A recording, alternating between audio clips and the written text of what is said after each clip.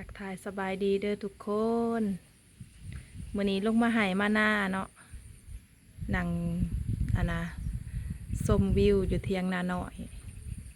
เบิ่งนกบินผ่านเทิงฟ้าชมเขาในนา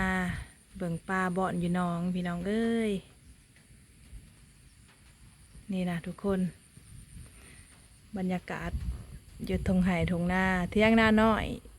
ที่หลายปีก่อนยังแอมฟ้ามาปีนี้ฟ้าเริ่มหายไปแล้วเด้อปูอักกินเนาะทุกคนปูอักกินพอค่อมก็เลยหม่างออก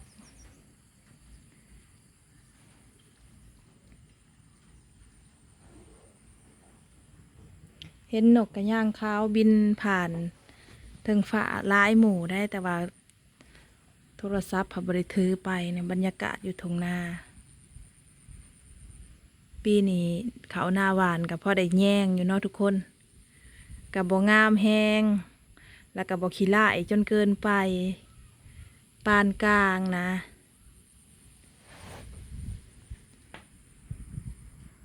หลังจากหนังชมวิวทิวทัศน์แล้วแม่ค่อมกับสิไปเสียหญ้าเนาะพูนหญ้าเล็บมืนอยู่